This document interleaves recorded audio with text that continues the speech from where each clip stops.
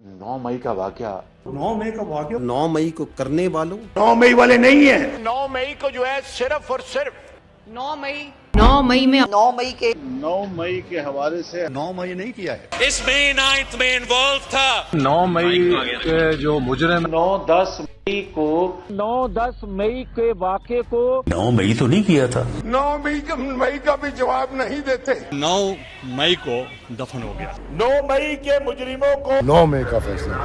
9 मई जैसा वाकया 9 मई पर बात। जी नादरीन, सुना आपने 9 मई। ये 9 मई की तारीख सुन सुनकर पाकिस्तानियों के कान पक गए। गुज़िश्ता 3 सालों में आपने 14 अगस्त का नाम इतनी बार नहीं सुना, आपने 23 मार्च का इतनी मरतबा जिक्र नहीं सुना, आपने 16 दिसंबर का इतनी मरतबा जिक्र नहीं सुना जिस तारीख को पाकिस्तान 2 टुकड़े हो गया था। आपने 6 सितंबर का इतनी मरतबा जिक्र नहीं सुना जितनी मरतबा आपने 9 मई का जिक्र सुना। कुछ हो जाए 9 मई, ये हो जाए 9 मई, वो हो जाए 9 मई। ये 9 मई है क्या? पाकिस्तान तहरीक इंसाफ की सबसे बड़ी सियासी गलती या इस मुल्क की सियासी तारीख का सबसे बड़ा फॉल्स फ्लैग ऑपरेशन।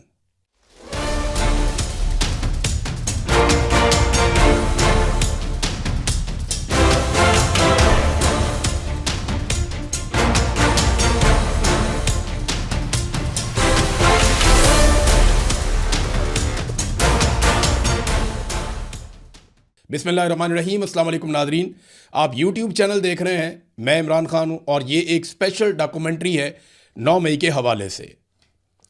नादरीन, आज हुकूमत से या मौजूदा रजीम से कुछ भी गलत हो जाए, ये हुकूमत 9 मई के पीछे जाकर छुप जाती है। हम इन चीज़ों पर तफसील से बात करेंगे, मगर इससे पहले हम देखते हैं कि 9 मई का वाकया असल में है क्या। लेकिन एक मिनट ठहरे, इससे पहले मैं आपको एक खबर दिखाता हूँ। ये देखिए खबर, ये एक्सप्रेस न्यूज़ पे छपी है और ये खबर है 9 मई की सुबह की। 9 मई को दोपहर को इमरान खान साहब को गिरफ्तार किया गया, लेकिन सुबह जो खबर छपी वो एक दिन पहले ISPR की जानिब से जारी की गई। पाकिस्तान तहरीक इंसाफ के चेयरमैन के आला फौजी अफसरान पर इल्ज़ामात नाकाबिल कबूल हैं। इदारा झूठे और गलत प्रोपेगेंडे के खिलाफ कानूनी चाराजोई का हक महफूज रखता है, ये फौजी तर्जुमान ने कहा। बगैर किसी सबूत के चेयरमैन PTI ने हाजिर सर्विस फौजी अफसर पर इंतहाई गैर जिम्मेदाराना और बेबुनियाद इल्ज़ाम आयद किया, जो काबिल मुज़म्मत और अफसोसनाक है। 1 साल से फौजी और इंटेलिजेंस एजेंसियों के एहलकारों को सियासी मकासद के लिए निशाना बनाया जा रहा है। सियासी रहनुमा कानूनी रास्ते का सहारा लें और झूठे इल्ज़ामात लगाना बंद करें। ये 9 मई की सुबह खबर लगी है अखबारात में। यानी अपना मूड बता दिया पाकिस्तान के सबसे बड़े ताकतवर इदारे ने, जिनके पास बंदूक है, पाकिस्तान की मिलिट्री एस्टेब्लिशमेंट ने, उनका ISPR जो तर्जुमान है, उन्होंने सुबह बता दिया अखबारात के अंदर कि उनका मूड क्या है।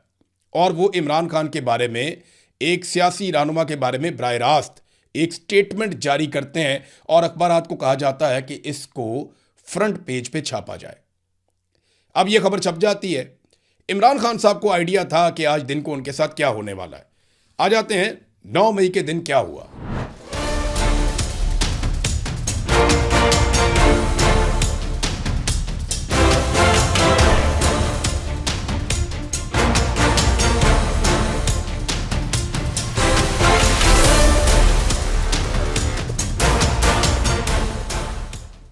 सच जानने के लिए ना आपको थोड़ा सा मादी में जाना पड़ेगा।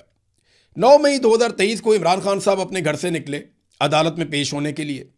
उन्हें अंदाजा था कि आज उन्हें गिरफ्तार कर लिया जाएगा, क्योंकि एक दिन पहले 8 मई को इमरान खान साहब को उनके कुछ करीबी लोगों ने ये ऑफर पहुंचाई कि आप पाकिस्तान से बाहर चले जाएं, नहीं तो आपको जल्द गिरफ्तार कर लिया जाएगा।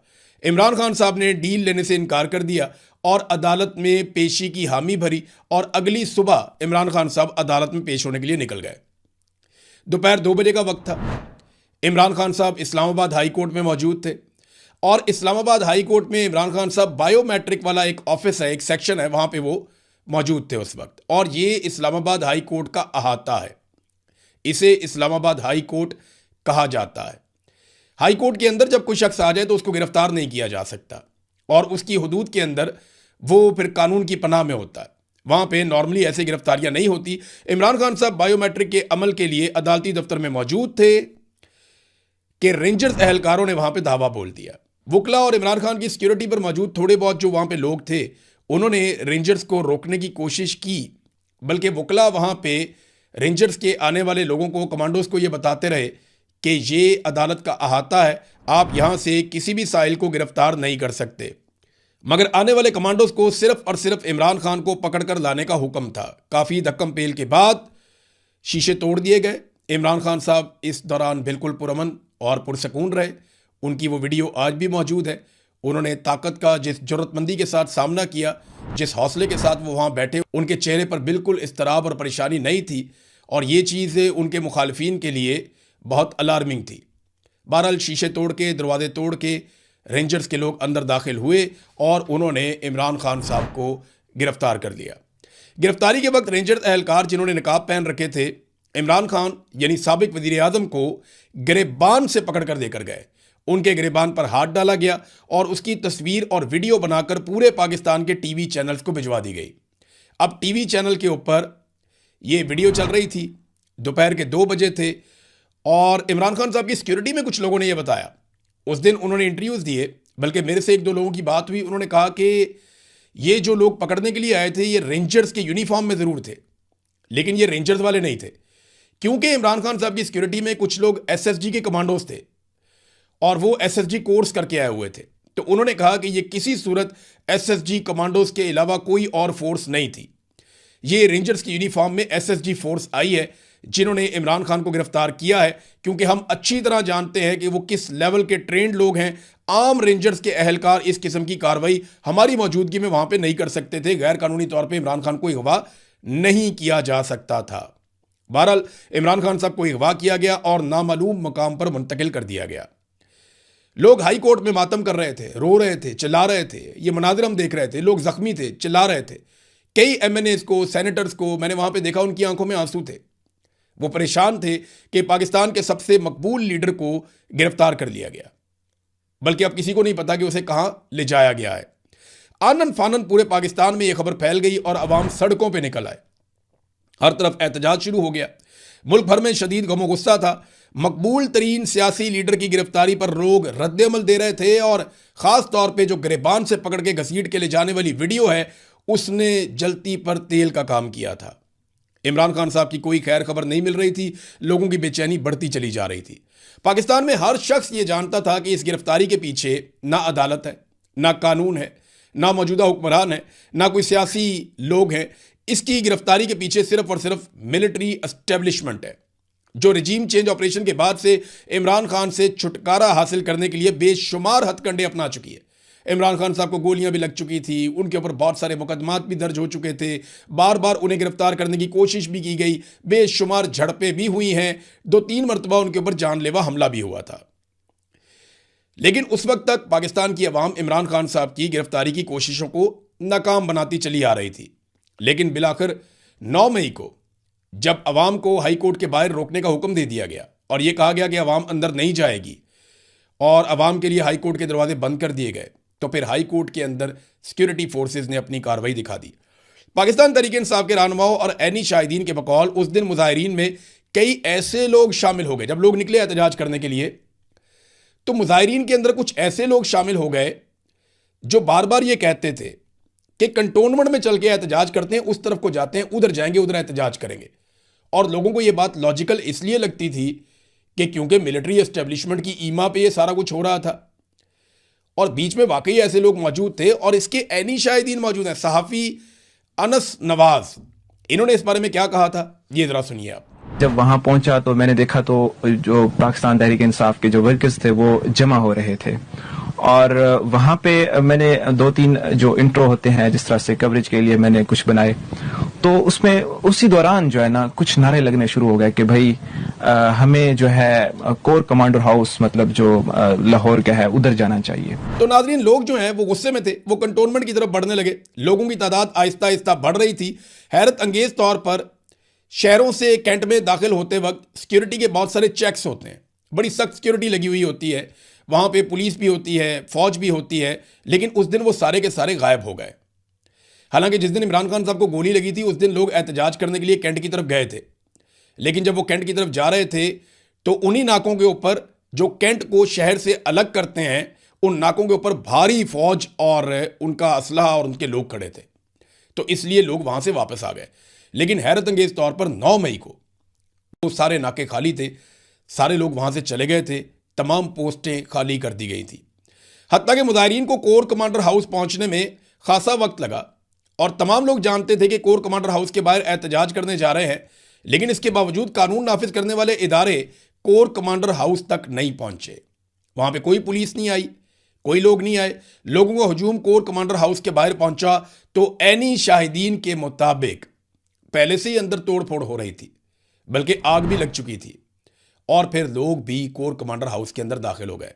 यहां पे कुछ और बहुत सारे लोग बहुत सारी चीजें बताते हैं, तोड़फोड़ के हवाले से बहुत सारे स्टेटमेंट्स हैं, बल्कि वहां कुछ लोगों ने वीडियोस बनाई। सहाफ़ी अनस नवाज ने जो वीडियो बनाई, वो वीडियो उनसे छीन ली गई और उनका कार्ड उनके सामने जला दिया गया। जो तोड़ फोड़ कर रहे थे उनकी कवरेज की, जब मैं वो बना के निकला, क्योंकि मीडिया तो था नहीं उसमें, तो मैं जब वहां से बाहर निकला हूं बना के, मुझे 3 से 4 बंदों ने घेर लिया है। उन्होंने जो है ना मेरा कैमरा मुझसे छीन लिया, उन्होंने जो है ना मेरे कैमरे को फेंकने की कोशिश की। तो उसके बाद उन्होंने मेरा कार्ड उठाया और कार्ड जो है ना उन्होंने जला दिया। वो बिल्कुल जो है डिफरेंट थे, उनकी जो है बॉडी लैंग्वेज, उनके बोलने का अंदाज, उनकी मेंटेलिटी थे, और कोई वर्कर नहीं थे, कोई और बंदे थे। फिर वहां कुछ ऐसे लोग थे जिन्होंने कोर कमांडर हाउस का आम लोगों के लिए दरवाजा खुलवाया और ये लोग दोबारा कभी दिखाई नहीं दिए। कुछ नकाबपोश थे जिन्हें दोबारा कभी नहीं देखा गया और उससे पहले भी कभी वो कैमरों में नहीं आए थे। ये कौन लोग थे, कहां से आए, ये किस नौयत के ट्रेन थे, इनके बारे में कोई नहीं जानता। लेकिन ऐसा लग रहा था कि ये सब मिलकर अपनी ड्यूटी कर रहे हैं और एक तरह से कार्रवाई कर रहे हैं। इनके कुछ मनाजिर भी हैं जहां पे ये लोग तोड़ फोड़ कर रहे हैं, गाड़ियों को तोड़ रहे हैं। इनकी वज़ाकता देखें, इनके जूते देखें, इनके कपड़े देखें और इनको देखें आप तो इन्होंने नकाब पहने हुए, अपने चेहरे ढांपे हुए हैं और इनके हाथों में जो डंडे हैं वो बाकायदा सरकारी डंडे हैं। और फिर ये जिस तरीके से तोड़ फोड़ कर रहे हैं, अब ये पाकिस्तान तहरीक इंसाफ के लोगों का शोर आप सुन सकते हैं बैकग्राउंड में। वो कह रहे हैं कि हम इन लोगों को नहीं जानते, ये कौन लोग हैं, ये सुनिए। पुलिस वाले हाथ में पुलिस का डंडा है, देखिए ये पुलिस वाले हाथ में पुलिस का डंडा है। नाज़रीन, पाकिस्तान तहरीक इंसाफ पर यह इल्ज़ाम लगाया गया कि पाकिस्तान तहरीक इंसाफ के जो लीडर्स हैं वो अवाम को लेकर गए और उन्होंने ये सारा जलाओ घिराव किया। हालांकि उस वक्त पाकिस्तान तहरीक इंसाफ के लीडर्स क्या कर रहे थे, ये ज़रा आप यास्मीन राशिद साहिबा को सुनिए कि वो बुलंद आवाज़ में गाड़ी के ऊपर बैठकर क्या कह रही थी। मेहरबानी करके अंदर जाने की बिल्कुल मत कोशिश करें, आप बाहर आ जाएं, सारे वापस आइए, वापस आइए। जिस मकसद के लिए आए हैं उसके लिए आइए, आप मेहरबानी करके वापस आइए। अब जरा आप महमूद रशीद साहब को भी सुनिए, वो भी वहीं मौजूद थे और उन्होंने क्या स्टेटमेंट दिया वो भी देख लें आप। प्रोटेस्ट, हमने तो पुरअमन प्रोटेस्ट का ऐलान किया था। कुछ शरपसंद अनासर किधर से आए हैं, कैसे आए हैं, अगर गए वो गलत गए। डॉक्टर यास्मीन राशिद बार बार अनाउंस कर रही थी कि हमने अंदर नहीं जाना, हमने पुरअमन एहतजाज करना है। रात होते होते कारकुनान और लीडर परेशान थे कि ये तोड़ फोड़ सारी कौन कर गया है। वाकये के बाद आज तक बहुत सारे सवालात हैं जिनके जवाब मिल नहीं पाए। नंबर 1, उस दिन सिक्योरिटी कहां गई। नंबर 2, नामालूम अफराद कौन थे जो तोड़ फोड़ कर रहे थे और जो पहले से अंदर घुसे हुए थे। नंबर 3, मौके पर बनने वाली फुटेज जाया करने वाले नामालूम अफराद कौन थे। नंबर 4, इस तमाम वाकये की सीसीटीवी फुटेज कहां गई। कंटोनमेंट के अंदर छोटी सी चीज़ होती है ना, तो सीसीटीवी फुटेज फौरन निकल आती है और पूरे के पूरे कैंट में से निकल आती है। मुझे इसलिए पता है कि मैं क्राइम रिपोर्टर था, बहुत सारे क्राइम हमने पकड़े यहाँ कंटोनमेंट के इलाके में फुटेज देखने के बाद, और ये फुटेज की एक्सेस एजेंसियों के पास होती है, पुलिस के पास नहीं होती, क्योंकि ये कंटोनमेंट का इलाका है। अब ये सीसीटीवी फुटेज कहाँ गई, किसने सीसीटीवी फुटेज को चोरी किया और गायब किया, ये आज तक पता नहीं चला। ये सवालात तो उस दिन के हवाले से हैं, लेकिन बहुत सारे सवालात ऐसे हैं जो बाद में भी खड़े हुए। बहरहाल जो कुछ भी 9 मई को हुआ, इसका सारा मलबा पाकिस्तान तहरीक इंसाफ पर डाल दिया गया और तारीख का एक बदतरीन क्रैकडाउन शुरू हुआ।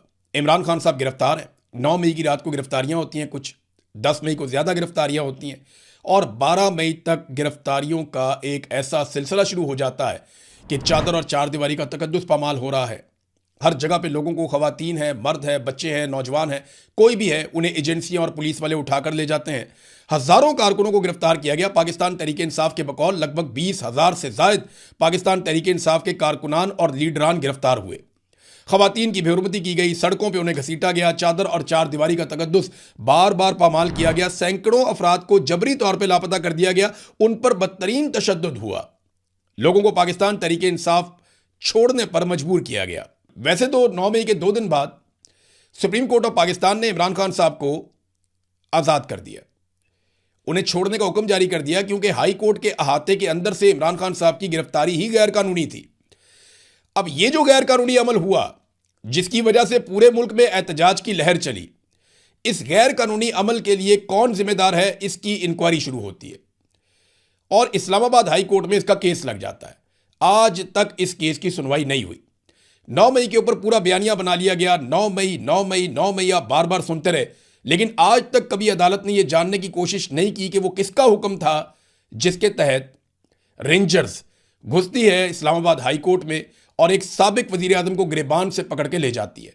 आज तक इस सवाल का जवाब इस्लामाबाद हाई कोर्ट ने तलाश नहीं किया और ना इस सवाल का जवाब पाकिस्तानी को हमको मिला। यानी जो गैर कानूनी हरकत फसाद की जड़ बनी, उस पर आज तक किसी किस्म की कोई पेशरफ्त नहीं हुई। नादरीन, कुछ सवालात 9 मई के बाद भी पैदा हुए। नंबर 1, जिन लोगों ने प्रेस कॉन्फ्रेंस कर दी, इमरान खान को छोड़ दिया, वो बेगुनाह हो गए, और जिन लोगों ने प्रेस कॉन्फ्रेंस नहीं की और इमरान खान को नहीं छोड़ा, वो जेलों में चले गए, गिरफ्तार हो गए, उनके कारोबार तबाह हो गए। यानी ये बहुत अजीबो गरीब चीज़ थी। ये किसी भी कानूनी तकाजे पे ये मामला पूरा नहीं उतरता था। ये बुनियादी कानूनी तकाज़ों के खिलाफ है ये बात।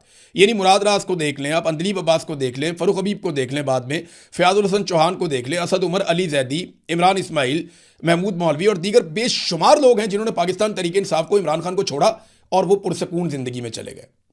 यानी 9 मई अगर एक जुर्म था, फौज की तनसीबात के ऊपर अगर एक अटैक था और अगर बहुत गुस्सा था, तो जिन्होंने ये किया सबको सज़ा मिलनी चाहिए थी। लेकिन हुआ क्या? हुआ ये कि जो जो इमरान खान को छोड़ता गया, इसके पॉलिटिकल मकासद थे ना, जो जो इमरान खान को छोड़ता गया वो बेगुनाह होता गया और जो जो इमरान खान को छोड़ने से इनकार करता गया वो गुनाहगार होता गया। ये आप आईजी पंजाब जो उस वक्त का था, उसकी अगर आप बात सुने तो ये एक चार्ट दिखा रहा है, देखें आईजी, ये देखें आप। अब ये आईजी जो चार्ट दिखा रहा है, इसमें मुराद रास है नीचे। मुराद रास ने काफी कॉल्स की हुई हैं। मुराद रास जो है वो मरकजी मुलजिम था, लेकिन मुराद रास ने प्रेस कॉन्फ्रेंस की, इमरान खान को छोड़ा, पाकिस्तान तहरीक इंसाफ को खैराबाद का। मुराद रास को एक दिन भी किसी तकलीफ में नहीं जाना पड़ा, वो बच गया। अंदलीब अब्बास और यास्मीन राशिद एक ही गाड़ी में थे, इकट्ठे थे, एक साथ जा रहे थे। अंदलीब अब्बास बेगुनाह है, उनके ऊपर कोई मुकदमा नहीं, एक दिन भी जेल में नहीं रही। यास्मीन राशिद साहिबा जो है वो जेल के अंदर बंद है तब से लेकर अब तक। 70 साल से ज़ायद उम्र की खातून है और कैंसर की सर्वाइवर, इसके बावजूद वो इस तकलीफ को बर्दाश्त कर रही हैं। तो मामला ये नहीं था कि 9 मई में जुर्म किसने किया, मामला ये था कि इमरान खान के साथ कौन खड़ा होगा और इमरान खान के साथ कौन नहीं खड़ा होगा। दूसरा एक बड़ा सवाल यह पैदा होता है कि 9 मई के मामलात में वो शख्स जो पहले से गिरफ्तार था, मन घड़त तरीके से उसको सरगना बना दिया गया या सारा मलबा उस पर डाल दिया गया। कैसे?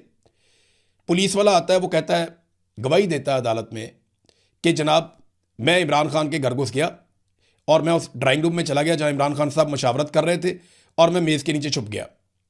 कभी कहता है सोफे के नीचे छुप गया। अब ये पुलिस वालों के इस नौयत के स्टेटमेंट है।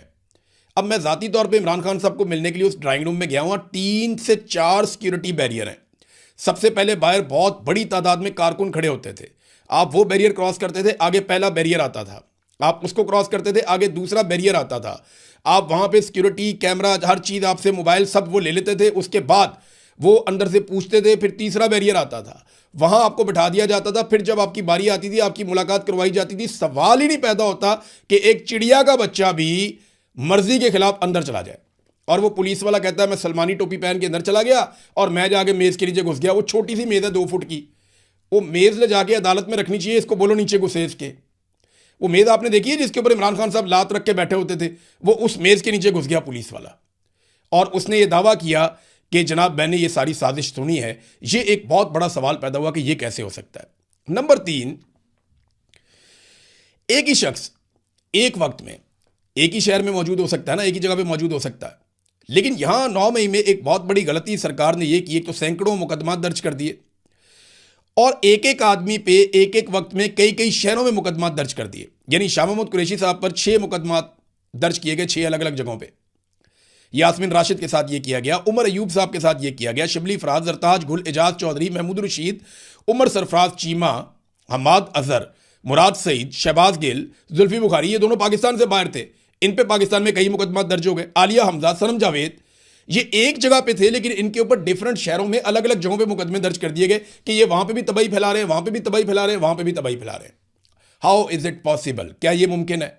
ये किसी जुरिस्प्रूडेंस पे आप साबित नहीं कर सकते, ये पॉसिबल नहीं है।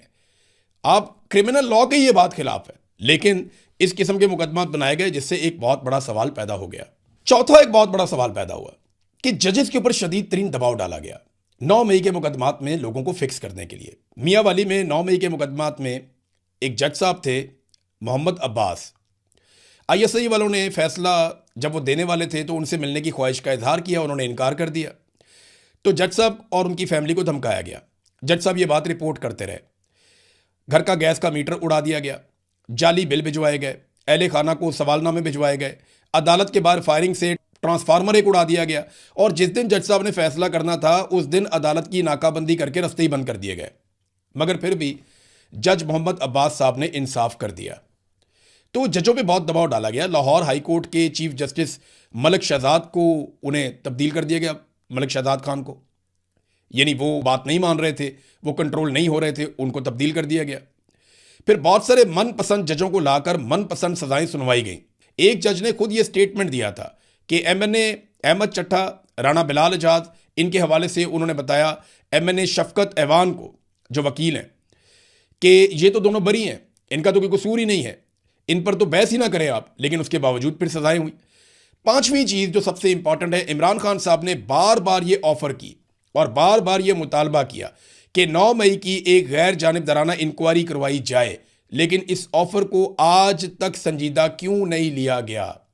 क्योंकि 9 मई करने वाले ये जानते थे कि जब भी इसके ऊपर गैर जानिबदार इंक्वायरी होगी तो पाकिस्तान तहरीक इंसाफ और इमरान खान साहब को उस तरह फिक्स नहीं किया जा सकेगा जैसे वो करना चाहते हैं। देखिए, पहला सवाल तो ये पैदा होगा कि जो लोग पाकिस्तान तहरीक इंसाफ को छोड़कर चले गए उनके मुकदमात क्यों खत्म हो गए? CCTV फुटेज का पूछा जाएगा कहां पे गई, नामालूम अफराद का पूछा जाएगा कहां पे गए, बेशुमार सवाल किए जाएंगे। पुलिस वाला टेबल के नीचे कैसे फिक्स हुआ, यह भी पूछा जाएगा। तो 9 मई की किसी किस्म की कोई जुडिशियल इंक्वायरी होने नहीं दी गई आज तक। नाज़रीन, 9 मई से लेकर आज तक उस एक दिन का बहाना बनाकर मुल्क के साथ क्या कुछ किया गया उस पर जरा एक नजर डालते हैं। पाकिस्तान की मईशत तबाह कर दी गई, अमन व अमान बर्बाद कर दिया गया, जमहूरी सियासी निज़ाम ख़त्म कर दिया गया, मीडिया को मुकम्मल तौर पर कंट्रोल कर दिया गया, अदलिया को यरगमाल बना लिया गया, आइन में मनपसंद तरामीम करके आइन का हुलिया बिगाड़ दिया गया, मुल्क में इंसानी हकूक़ की धज्जियाँ उड़ा दी गईं, पाकिस्तान तहरीक इंसाफ का इंतखाबी निशान छीन लिया। वो फिर भी इलेक्शन जीत गए तो 8 फरवरी को उनका मैंडेट भी छीन लिया। इमरान खान पर 200 से ज़ायद मुकदमात बना दिए गए। आसिम मुनीर ने अमली तौर पर पाकिस्तान की मुकम्मल कमांड संभाल ली। बोगस मुकदमात इमरान खान पे बनाए गए। अवाम को महंगाई, बेरोजगारी और गुर्बत की चक्की में पीस कर रख दिया गया। फील्ड मार्शल ताहयात इस्तिस्ना ले गए और एक्सटेंशन भी उन्होंने ले ली, और वो भी 5 साल की। पाकिस्तान ने रिकॉर्ड कर्जे लिए, मुल्क को एक बड़ी जेल में बदल दिया गया। लोग मुल्क को छोड़ कर अपना सरमाया लेकर भागने लगे, और अब तक पाकिस्तान में ब्रेन ड्रेन जारी है। 4 मरतबा एहतजाज करने वाले पुरअमन मुजाहिरीन के ऊपर गोलियां चला दी गई और लोगों का कत्लेआम किया गया। जबरी गुमशुदगियां पाकिस्तान में नॉर्मल बना दी गई। करप्शन के केसेस जो हुक्मरानों के ऊपर थे वो सारे खत्म कर दिए गए। फॉरेन पॉलिसी पाकिस्तान की बदल डाली गई। पार्लियामेंट बेअसर हो गई। अवाम और इदारों के अंदर एक बड़ी खलीज पैदा हो गई 9 मई के बाद।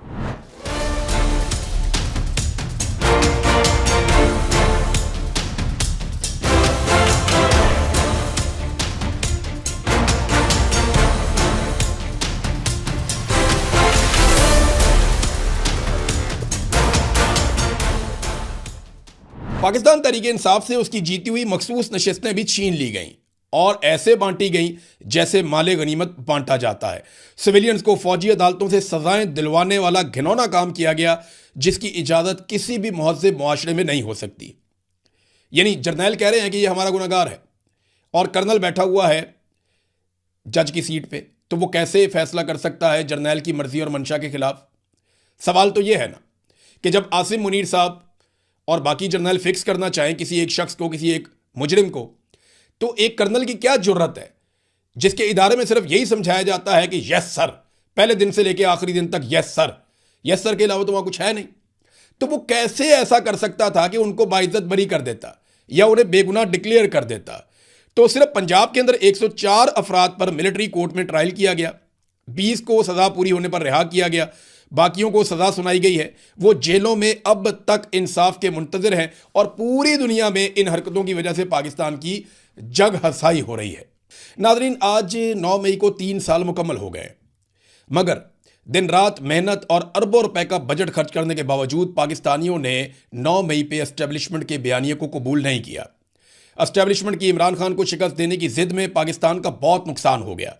साबिक वजीर आजम आज भी जेल में है, उसकी बिनाई ज़ाया हो रही है और यह बात खुद सरकार बता रही है।